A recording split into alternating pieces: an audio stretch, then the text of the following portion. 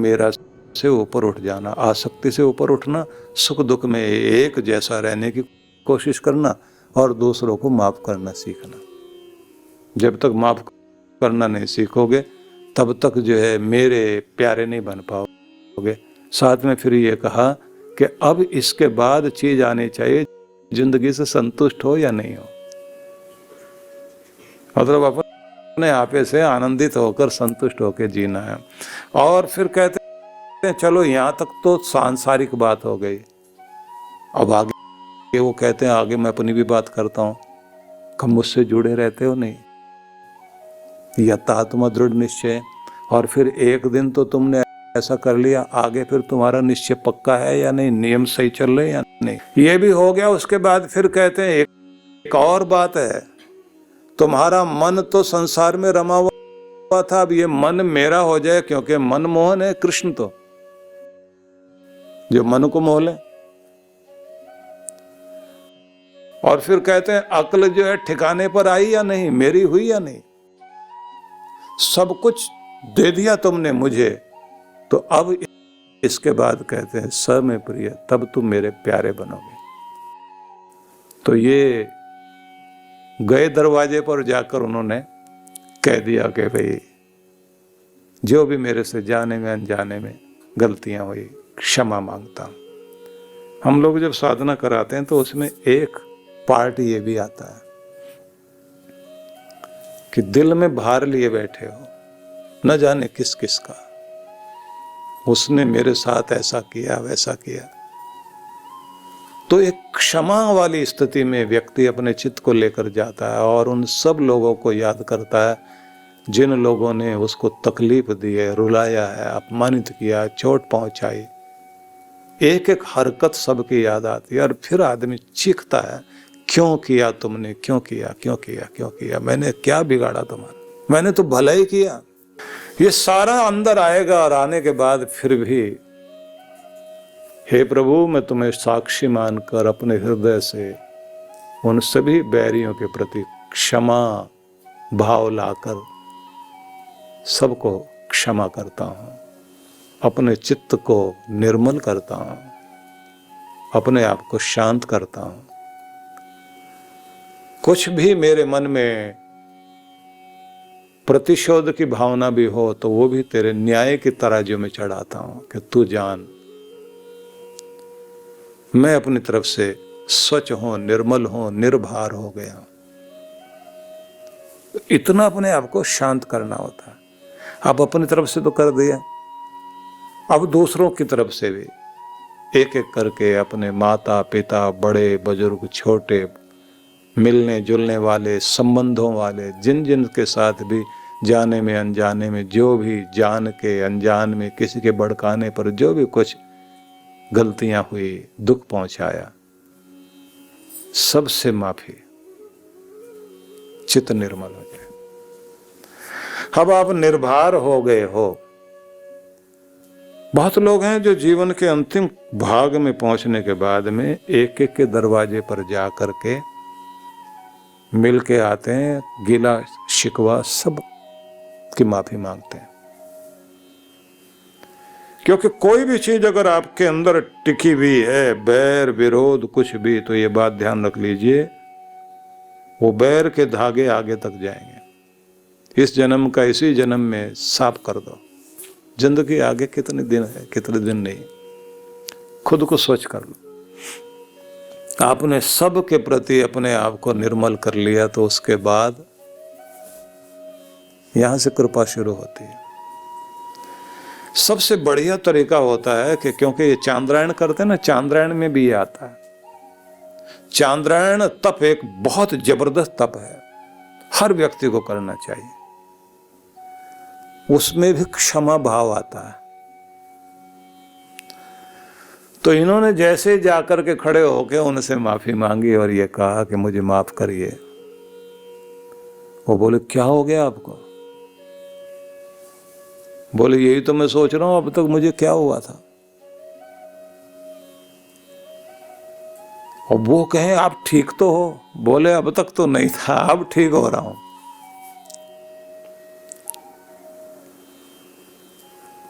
और जैसे इन्होंने कहा कि मेरी साधना में भी तुम्हारा चेहरा दिखाई देने लगा था, निर्भर होना चाहता हूं, और ऐसे करके जैसे उनके पांव की तरफ झुके, न जाने क्या हुआ, वो भी व्यक्ति जो है ना, क्योंकि वो बड़े अच्छे चिंतक थे, वो भी रोने लगे। अब दोनों दोस्त थे किसी समय में, और किसी समय में बैर जाग गया था, और अब स्थिति ये हुई दोनों गले मिले एक दूसरे के, और उसने कह दिया जिनके प्रति, जिनके दरवाजे पर गए थे, तुम्हारे तो वस्त्र भी साधुओं वाले हो गए,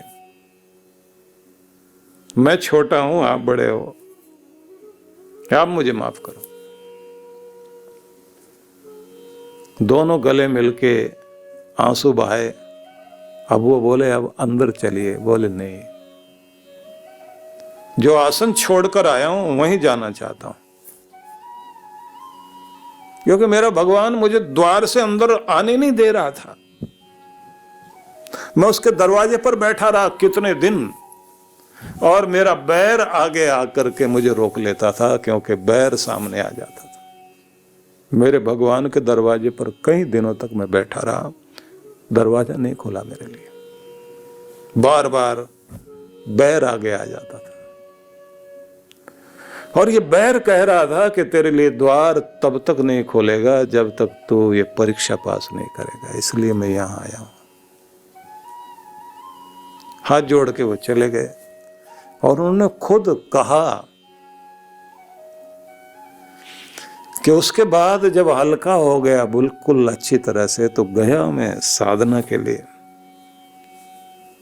अब मैं देखता हूँ चेहरा गायब हो गया, पूरी दुनिया की तरफ नजर उठाता हूं तो सारे तो मेरे अपने नजर आते हैं, प्राणी मात्र मेरे लिए हैं, ये चांद, ये तारे, ये सितारे, ये जमीन, ये नदियां, ये पहाड़, ये हवाएं, ये फूल, ये पेड़, ये पत्ते, सब तो मेरे अपने।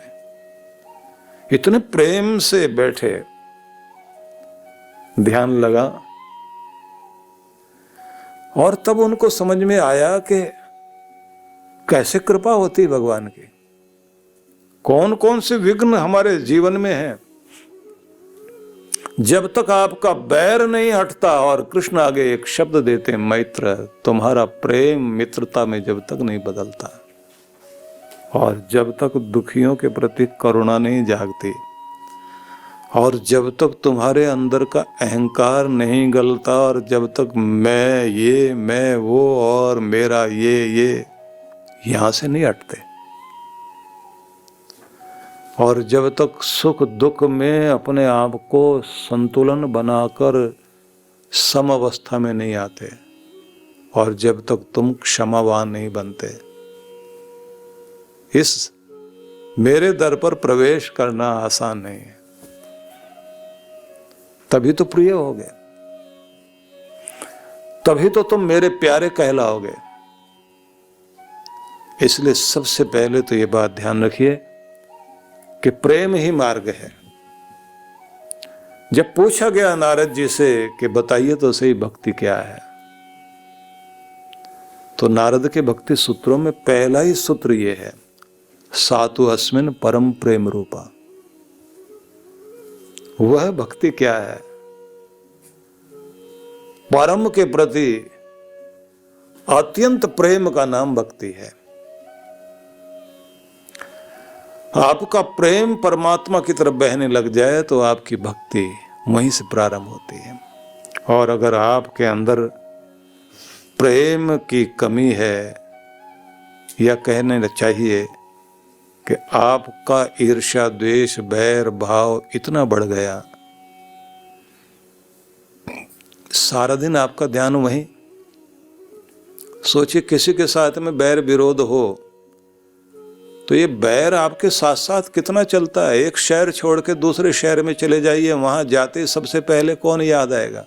प्यारे लोग बाद में याद आएंगे, दुश्मन पहले याद आएगा। और ऐसे याद आएगा कि अमेरिका के आप न्यूयॉर्क में जाकर के मैनहट्टन में आप सेंट्रल पार्क में जाके खड़े हो जाओ। बड़ी सुंदर जगह है, प्रकृति का सुंदर स्थान। अमेरिका में पहुंच गए और वो भी न्यूयॉर्क में मैनहट्टन में पहुंच गए, सेंट्रल पार्क में जाके खड़े हो गए। अब उसके भी सेंटर में जाके खड़े हो गए।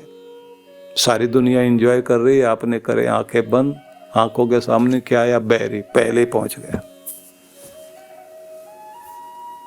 हिमालय चले जाइए, केदारनाथ जाइए, बद्रीनाथ जाइए, सारी दुनिया याद आएगी, दुश्मन पहले याद आएगा। कृष्ण भगवान ने यहीं से शुरुआत की। पहली सीढ़ी यही है कि ये रोक के खड़ा हो जाएगा, तुम्हें जाने ही नहीं देगा आगे। एक तरफ मेरा भगवान है, एक तरफ दुनिया है। दुनिया में भी दो ही तरह के लोग हैं, मैं और मेरा। अब मैं मेरे में भी ये मेरा मित्र और ये मेरा शत्रु, ये मेरा प्रिय, ये मेरा अप्रिय, ये पसंद और ये नापसंद। इसका चेहरा देखना चाहता हूं और ये उजड़ के चला जाना चाहिए। एक बहुत अच्छा चिंतक हुआ है, शायद जर्मन स्कॉलर था, उसने एक बड़ी अच्छी रचना करी, मुझे ध्यान आती है। उसने लिखा कि मैं भगवान की प्रार्थना कर रहा था और प्रार्थना में जो कुछ मांग सकता था सब चीजें मांग रहा था। जमीन देना, जायदाद देना, मकान देना, बाग बगीचे देना, सुंदर परिवार देना, अच्छे बच्चे देना, मेरा मान सम्मान भी देना। ये सारी चीजें जो गिनती की हो सकती थी, मैं सारी इकट्ठी की और सब रोज मैं बैठ के मांगू। का एक दिन ऐसा हुआ, रात को सोने से पहले फिर मैं प्रार्थना करके सोया। रात्रि में सपना आया, सपने में भगवान। अब भगवान सामने आया तो फिर मैंने वैसी प्रार्थना जैसी जो भी नोट कर रखा था, अच्छी सी सेहत दे देना भगवान, जमीन जायदाद देना, सत्ता संपत्ति देना, सत्कार देना, अच्छी संतान देना, घर गृहस्थी बहुत बढ़िया बना देना, बाग बगीचे भी दे देना। अब भगवान बार बार तथास्तु तथास्तु तथास्तु बोलते जा रहे हैं। अब मैं भी देख रहा बहुत अच्छे मूड में आज तो भगवान जो मांग रहा सब दे रहे हैं। और वो बार बार पूछते जाते हैं, और बताओ और क्या चाहिए। मकान भी दिया, जमीन भी दी, जायदाद भी दी, बाग बगीचे भी दे दिए, तेरा परिवार भी हो गया, धन दौलत भी हो गई, तुम्हारा मान सम्मान भी बढ़ गया। अब मैं सोच रहा हूं और भी कुछ मांगना बाकी रह गया क्या। और आखिर में मैंने कहा भगवान हाँ एक काम रह गया, वो और पूरा कर दे। वो बोले बोलो वत्स और क्या चाहिए। मैंने कहा भगवान बस एक काम और, बाग बगीचे बहुत अच्छे लगा दिए, फल लटके हुए हैं उनमें और पेड़ भी बहुत ऊंचे ऊंचे हैं, बस वो जो दुश्मन है ना मेरे वो रह गए।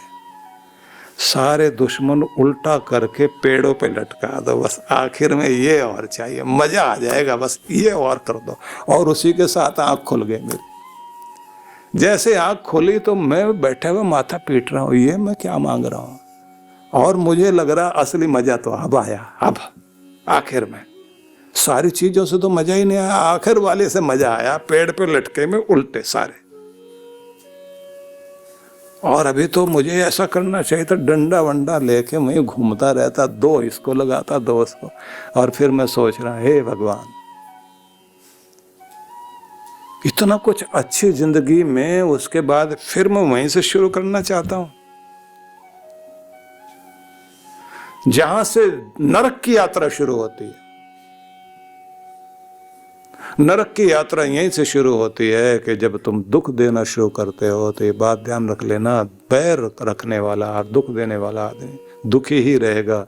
इसीलिए तो ये सूत्र है, कौन है जो रोज नित्य प्रति दुखी। बोले एक तो ईर्ष्या करने वाला व्यक्ति, एक जो घृणा में जी रहा है, एक जो हर समय बेचैन रहता, संतुष्ट होता ही नहीं, तृप्त होता ही नहीं, एक वो जो गुस्से में रहेगा और एक वो जो हर समय डाउट पाल करके रहेगा, और एक वो जिसकी रोजी रोटी उस पर डिपेंड ही नहीं करती, कुछ खुद की योग्यता ही नहीं,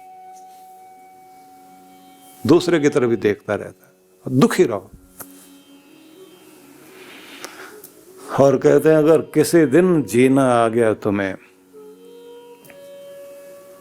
तो तुम अपने आप को जो है ना, सारी दुनिया को सीधा करने की कोशिश नहीं करोगे, तुम्हारी जो उल्टी खोपड़ी है इसी को सीधा कर दो, उल्टे को उल्टा कर दीजिए, सीधा हो जाएगा, रास्ता यही है। बोले बस यहां से शुरुआत करना।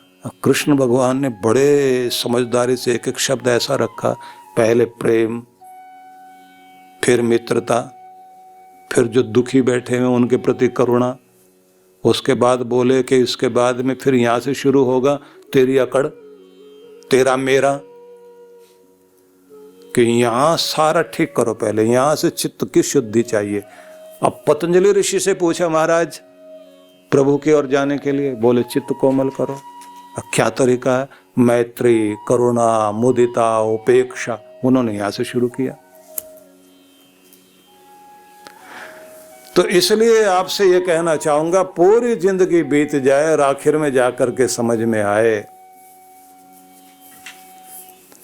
कि अब जीना समझ में आया था लेकिन बचा ही नहीं। अच्छा हो जब समझ में आ जाए ना, वहीं से शुरुआत करो। भगवान श्री कृष्ण ने एक ऐसा निर्देशन दिया कि तुम्हारी सारी आराधना, तुम्हारे सारे कर्म, तुम्हारे द्वारा किए गए सारे प्रयत्न, उनका प्रभाव ये होना चाहिए कि आपके जीवन में 11 ऐसे गुण प्रकट हो जाएं, वो घटना घट जाए कि मंदिर गए, पूजा पाठ की, सत्कर्म किया, सत्संग सुना, शास्त्र पढ़े, तीर्थ गए, सब कुछ हुआ, असर कहाँ आया? इस सब का प्रभाव कुछ हुआ या नहीं हुआ? दवाई खाई और दवाई खाने के बाद भी अगर उसका असर नहीं है तो वो असर क्या होगा? धीरे धीरे हमारे जीवन में यह घटना घटनी चाहिए, अद्वेष्टा सर्वभूतानाम, प्राणी मात्र के प्रति आपके हृदय में वो प्रेम प्रकट हो जाए कि बैर गिर जाए, ईर्ष्या मिट जाए, प्रतिशोध खो जाए, दूसरे को दुख दे करके आनंदित होने की भावना,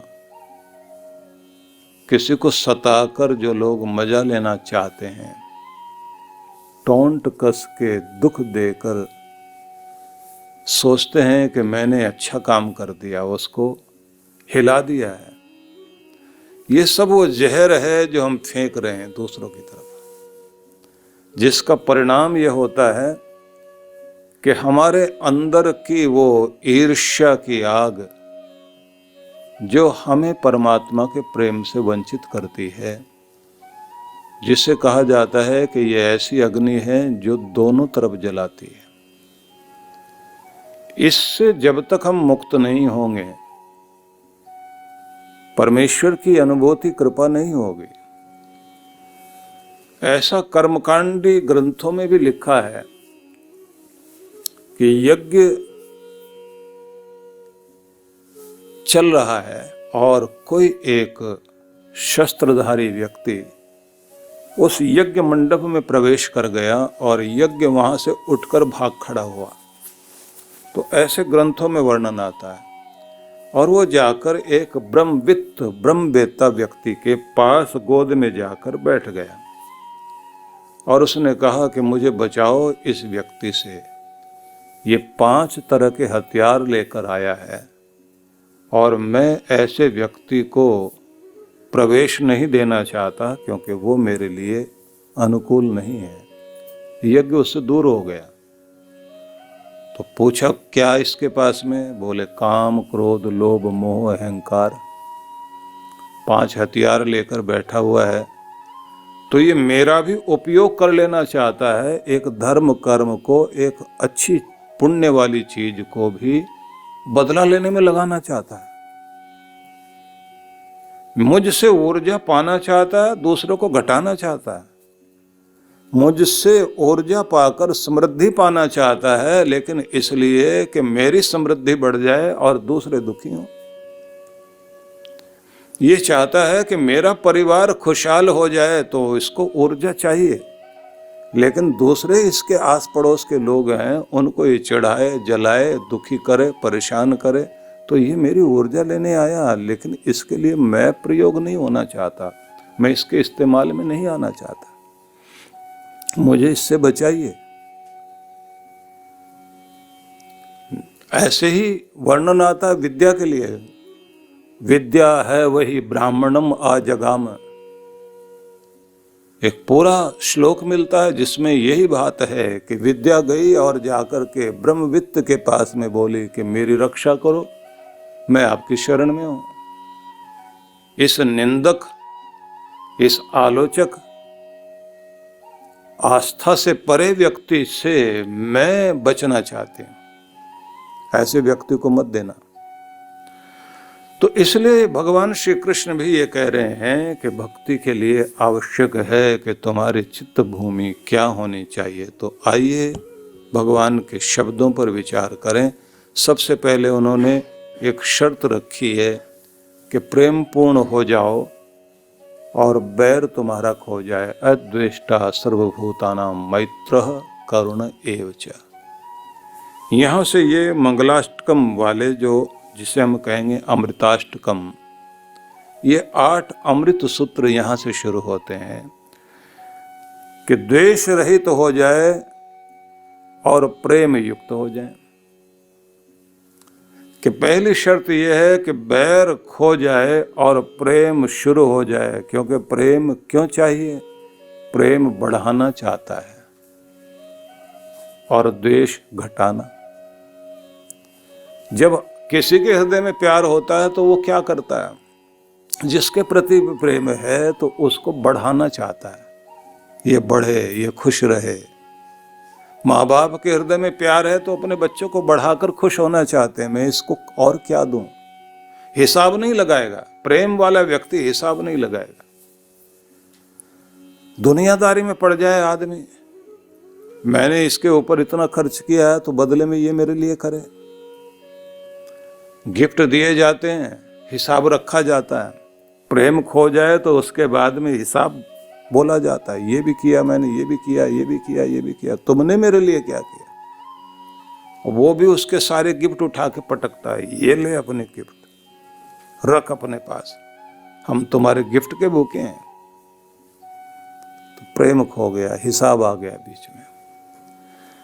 इसलिए जहां हिसाब है, जहां बुद्धि लगा करके हम बैठ गए, तोलने लग गए, तोला जा रहा है, इतना हमने किया, इसने क्या किया। विचित्र संसार है। तो इसलिए कहा कि प्रेम बढ़ाएगा और द्वेष घटाएगा। प्रेम रस सिक्त कर देगा आपको, हरे भरे हो जाओगे, और द्वेष आएगा तो आपको रूखा बना देगा। बैर वाला आदमी जब भी बोलता है इतना रूखा बोलता, काटने को दौड़ता है। बैर वाला हर बात में काटने को दौड़ेगा, उसके वचन, उसके व्यवहार, उसकी हर चीज में। जैसे कोई काटने वाला जानवर होता है ना, उसके पास जाओ तो वहीं से गुर्राना शुरू कर देगा, दूर रहना। जहां बैर है तो वो ध्यान रखना कि जलेगा भी, जलाएगा भी। खुद जल रहा है बैठा हुआ, दूसरे को भी जला रहा है। और जिस व्यक्ति में प्रेम है, शांत है और शांति फैला रहा है। कृष्ण भगवान इसलिए कहते थे, ये ध्यान रखो कि मेरी तरफ आने का मार्ग यही है, तुम प्रेम के मार्ग से होकर के आओ। इसलिए नारद ऋषि ने जो केंद्र से परिधि की ओर हर दिन यात्रा करते रहते हैं, नारायण भगवान से, भगवान के चरणों से संसार की तरफ हर दिन जाते हैं और संसार में घूम फिर करके फिर भगवान के पास आते हैं। तो जो केंद्र से परिधि और परिधि से केंद्र की ओर दौड़ रहे हैं तो वही जानते हैं कि प्रभु को प्यारा क्या है, क्या पसंद है। तो जब उनसे पूछा गया बताइए भक्ति क्या है, तो क्या बोलते हैं, सातु अस्मिन परम प्रेम रूपा। वो तो परम प्रेम है, परमात्मा के प्रति अतिशय प्रेम, प्रेम की जो पराकाष्ठा हो सकती है वही है भक्ति। अनंत प्रेम, अतिशय प्रेम। और वो प्रेम कैसा, बोले जिसको तुम जानते हो, जिसको लेकर के तुम पले बढ़े, माँ का हुआ प्यार, जिसके आधार पर तुम्हारी सांसें चली। जन्म लेने के साथ ही जिस माँ ने तुम्हें खिलाया पिलाया, सुलाया जगाया, बीमारी से बचाया, सर्दी गर्मी से बचाया, जो हर जगह बचाकर तुम्हें एक ही चीज देती है, प्यार, केवल प्यार, केवल प्यार। उसी से तुम पले हो, उसी से बढ़कर के तुम आज यहां तक पहुंचे और तुम उसी को खोज रहे हो। सब रिश्तों में उसी प्रेम को खोज रहे हो। वही प्रेम है जो दूर खड़ा हुआ पिता देखता है, खुश है। हाथ लगाते समय भी बहुत ध्यान रखता है कि छोटा सा बच्चा है, इसको उठाऊं कैसे, मेरे कठोर हाथ, और ये इतना कोमल। जितना वो कोमल उतनी कोमलता के साथ उसे पकड़ा जाता है और उसी तरह से उससे बात की जाती है, वैसे पुकारा जाता है। और बच्चे की तरफ केवल मुस्कुराहट भेजते हैं माता पिता। तो जाना है आपने प्यार माता का, पिता का, भाई का, बहन का, मित्रों का, सगों का, संबंधियों का। यहाँ से आपकी यात्रा शुरू हुई। नारद ऋषि कहते हैं उसी प्रेम को लेकर के जाओ और उसे सांसारिक प्रेम मत बना लेना, उसको भगवान की तरफ बढ़ा दो। और फिर इतना कि परमात्मा के दिए को जो भी प्राप्त है बस वो पर्याप्त है, ये भावना मन में लेकर के परमात्मा को धन्यवाद करता हुआ व्यक्ति उसके प्रति अनंत प्रेम से युक्त हो जाए तो कहते हैं यहाँ से भक्ति शुरू होगी। और यदि उसमें भी आपने कहीं बैर विरोध लेकर बैठ गए, किसी को घटाना, किसी से आगे जाने के चक्कर में किसी को भी निंदा के वचन कहना, और ध्यान रखिए ये किसी में भी हो सकता है। वशिष्ठ ब्रह्म ऋषि हैं तो राजर्षि विश्वामित्र क्योंकि राजा थे, तप बहुत किया, लेकिन मन में तपस्या करने के बाद भी वो बैर विरोध जाग गया कि बस एक ही है जो मुझे, अगर वह बोल देगा कि ये ब्रह्मर्षि हो गए हैं, लेकिन बोलेगा नहीं क्योंकि मेरे से बैर रखता है। तो वशिष्ठ के विषय में ये सोच करके कि वशिष्ठ जो है मेरे प्रति शायद बैर रखते हैं, इसलिए मुझे जब तक ये हैं तब तक इस ऊंचे सिंहासन तक नहीं पहुंचने देंगे कि दुनिया मुझे जाने। इतनी बड़ी तपस्या की। और वर्णन तो ऐसा आता है कि विश्वामित्र ने एक स्वर्ग बना दिया था अपना ही, अपने तप के बल पर। और उसी से कहते हैं ना कि उन्होंने स्वर्ग भेज दिया जिसको भेजा और वो ऊपर जा नहीं पाया, बीच में लटक गया, तो त्रिशंकु की बात कही जाती है ना। इतनी बड़ी तपस्या करने वाले व्यक्ति को ये लगता है कि मुझे सम्मान मिलना चाहिए सारे ऋषियों की तरफ से, क्योंकि कुछ भी हम करते हैं तो मान सम्मान चाहते हैं। और आखिर में ये हुआ कि विश्वामित्र के मन में आ गया जब तक ये व्यक्ति है तब तक तो ब्रह्मर्षि की उपाधि मुझे नहीं मिलेगी, तो इनको हटाओ रास्ते से। मारने चल पड़े, तो बैर यही तो कराएगा, हिंसा की तरफ लेकर जाएगा। ईर्ष्या और बैर जैसे ही बढ़ने लग जाता है, हिंसा की तरफ लेकर जाता है। और बैठ गए उसी पेड़ पर जिसके नीचे बैठकर संध्या वेला में अपने शिष्यों को पढ़ाते थे वशिष्ठ ऋषि। और वो उस समय संध्या वेला के समय में साधना के सूत्र देने के लिए चले आ रहे हैं। और इधर फरसा लेकर, कुल्हाड़ा जो होता है ना, कुल्हाड़े से भी तीखा फरसा जो एक बार में ही छोटे मोटे वृक्ष को काट दे, ऐसा भारी फरसा लेकर बैठे। एक वार में बस गर्दन उड़ा दूं। और वहीं बैठे बैठे जैसे उन्होंने वशिष्ठ ऋषि को देखा कि वो बैठे हैं और अपने शिष्यों को पढ़ा रहे हैं, और इतनी देर में पूर्णिमा का चांद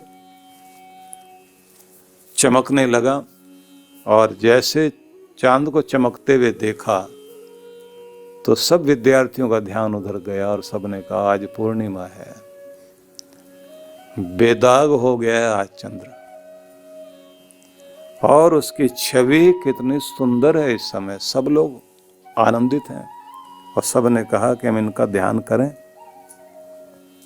इनकी कलाएं हमारे जीवन में आ जाएं, हम भी कलापूर्ण हो जाएं।